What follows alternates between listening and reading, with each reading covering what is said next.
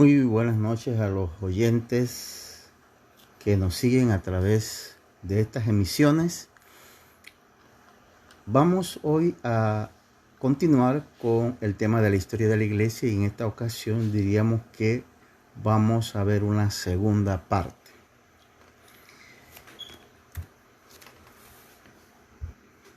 Estábamos señalando en primera instancia que la persecución que se dio a la iglesia en los 3 primeros siglos fue devastadora, dura, y que fue con el propósito de eliminar el cristianismo dentro del Imperio Romano. Sin embargo, esto aunado a que el imperio estaba en plena decadencia, los emperadores, y en este caso el mismo emperador Galerio, el 30 de abril del 311 proclama el edicto de tolerancia de Nicomedia,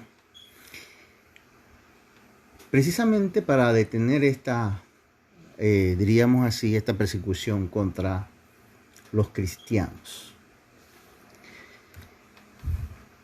Posteriormente se da en una forma más en firme, como señaláramos anteriormente, el edicto de Milán,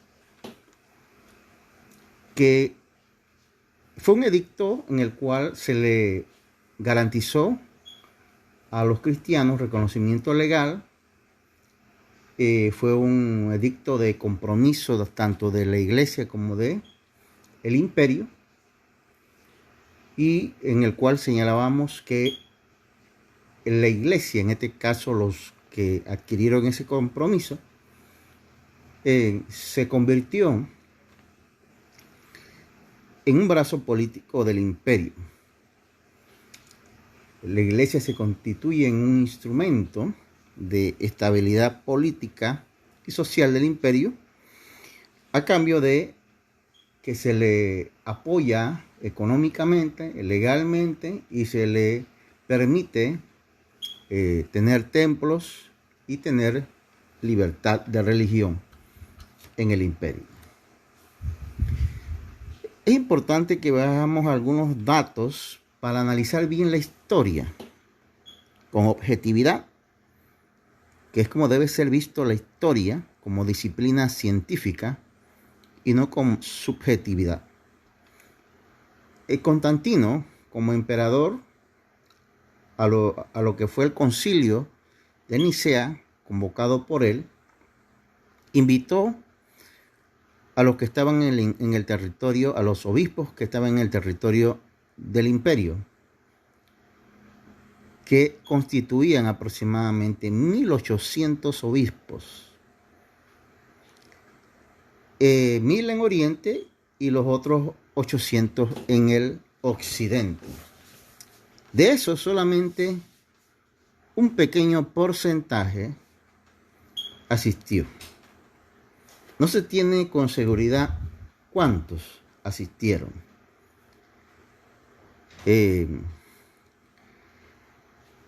Para el año 325, el emperador Constantino se hace llamar oficialmente patrón de la iglesia en virtud de la convocatoria que ha hecho de los obispos a este concilio, que fue financiado totalmente por él y se realizó en su casa imperial, ni siquiera en algún lugar que implicara algún tipo de no compromiso con el imperio. A esto es importante señalar que este concilio tenía varios propósitos, entre los cuales estaba el condenar el arrianismo, y además de eso establecer una serie de cánones o leyes que no tenían, diríamos en su gran mayoría, no tenían el respaldo bíblico. Aparte de que en este día también surge, en este concilio surge el canon del Nuevo Testamento oficialmente.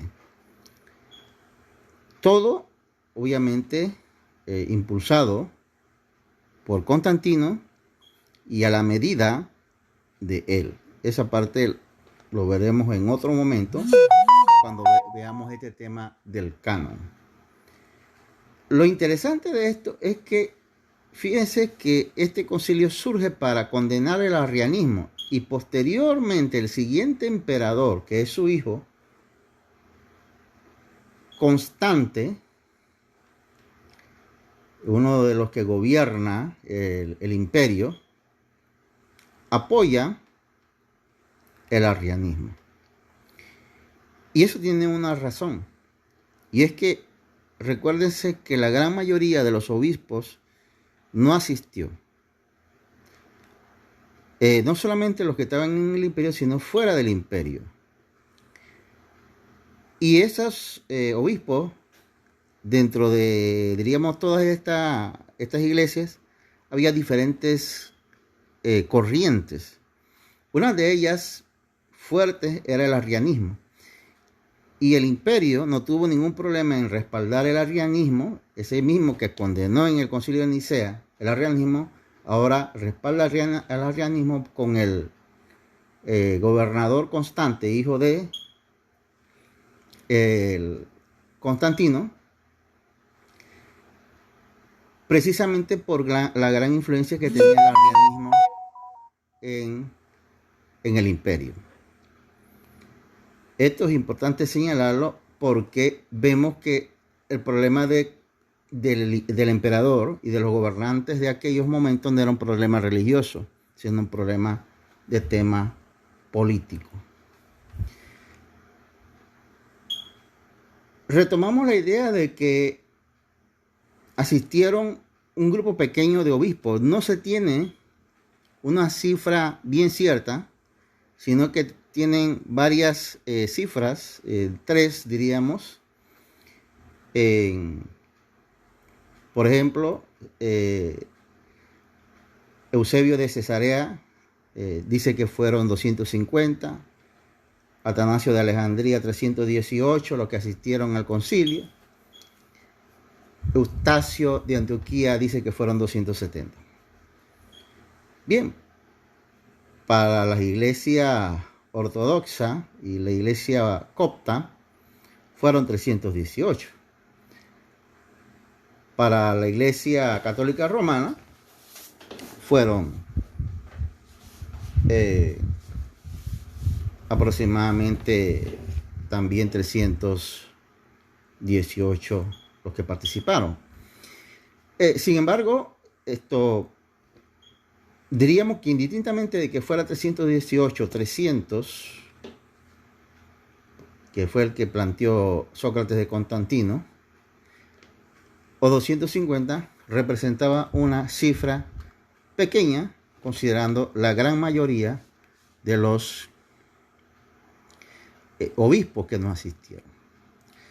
Otro detalle importante aquí, y precisamente por eso se da esta serie de situaciones, es que fueron convocados obispos, más sin embargo asistieron sacerdotes y diáconos.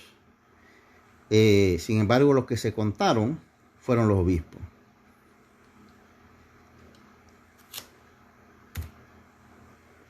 ¿Qué papel jugó Constantino en este concilio? Diríamos que Constantino tuvo un papel más bien político y desde el punto de vista de suministrar los recursos necesarios para que se desarrollara este concilio. Por otro lado, recordemos que él se nombró a sí mismo presidente honorario del concilio y fue el que pronunció el discurso que daba apertura a este concilio. Vemos entonces que su influencia fue grande para que se diera este concilio.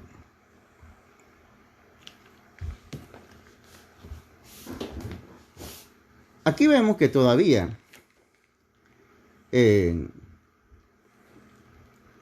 inicia este concilio, pero todavía no se ha dado una configuración completa al papado. Esto se consigue en el año aproximadamente 751. Al 756 con el Papa Pipino el Breve.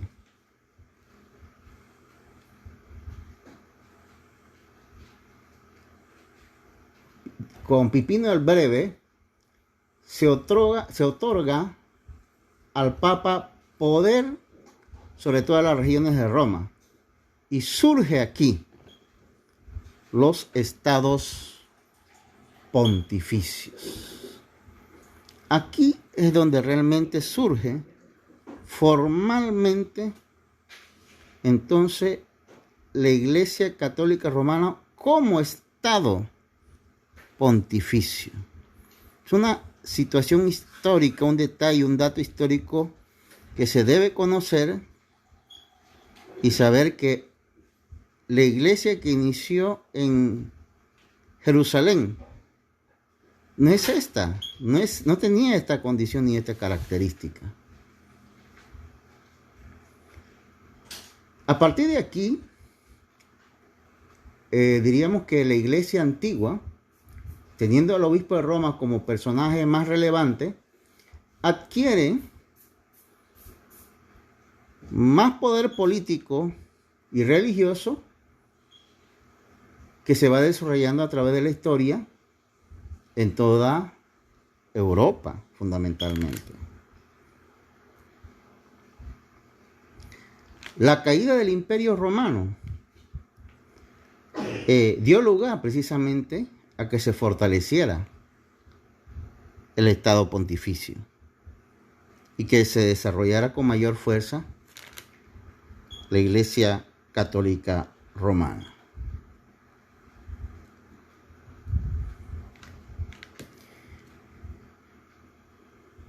Los concilios que se siguieron definían muchas cosas.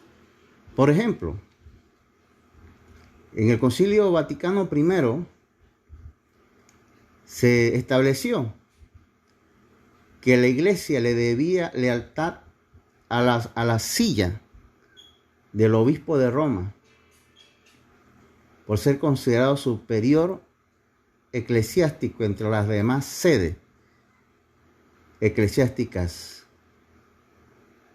que existían o que existen al momento de hoy. Esto contradice totalmente lo establecido en las Sagradas Escrituras, que nos señala a nosotros que la cabeza de la iglesia es Cristo y que nosotros los cristianos le debemos lealtad a Cristo y no a la silla ni del obispo de Roma ni de ningún obispo. Para poder garantizar esta lealtad, los concilios establecieron, especialmente el Concilio Vaticano I, que el Papa era infalible cuando habla ex cátedra, o decir, como cuando habla oficialmente como Papa. Fíjese en qué año se establece esta condición. En el Concilio Vaticano II, primero, de 1869 a 1870, siglo XVIII.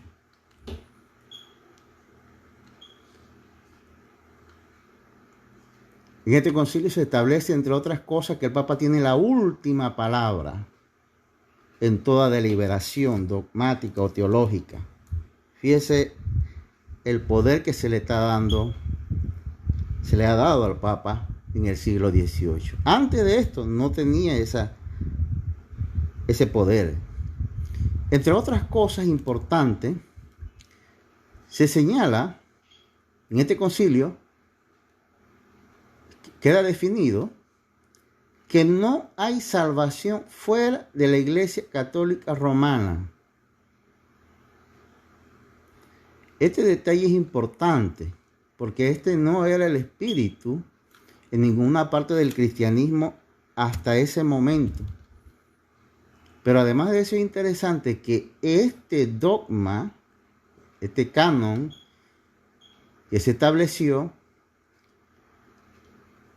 fue también retomado por varias iglesias protestantes. La idea esta de que fuera de la iglesia, llámese otra, aquí no hay salvación. Un dogma que surge con el propósito precisamente de garantizar la estabilidad religiosa y política de la Iglesia Católica Romana, y con ese mismo espíritu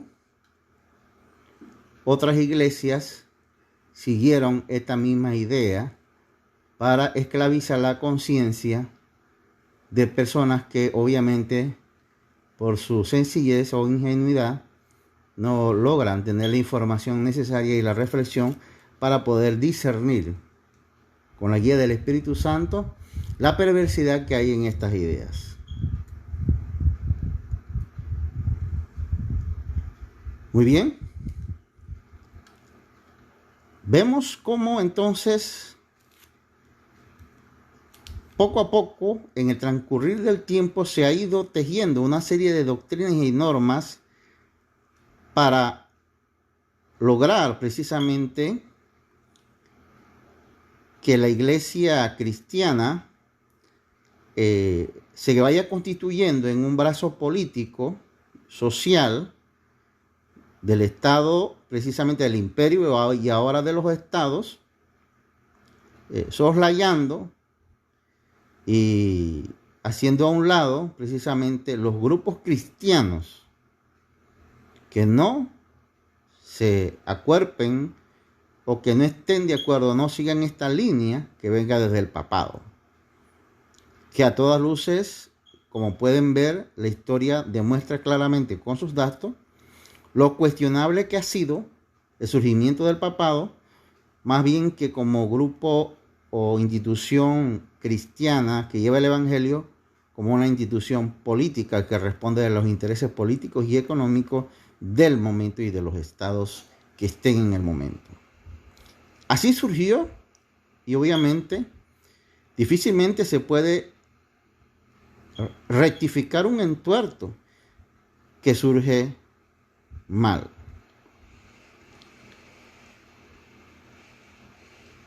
Por consiguiente, nosotros tenemos que tener esta información para que no nos hagan sentir mal a nosotros porque no pertenecemos o no formamos o no tenemos lo que algunos precisamente llaman papolatría, inclusive católicos, o jerarcatría, que es idolatría a la jerarquía, sino que debemos tener un criterio independiente y reflexivo sobre cada uno de estos pormenores para poder tener la conciencia tranquila de que seguimos a Cristo de una forma sencilla, como dice la palabra. Nosotros, dice Jesús, que si no os arrepentís, todos pereceréis. Jesús nos llama a un arrepentimiento de corazón para ser salvos.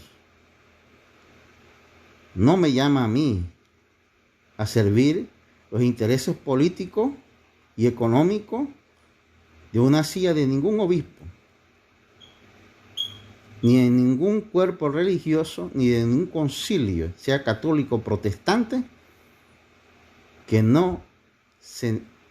estén marcados en la verdad de las Sagradas Escrituras.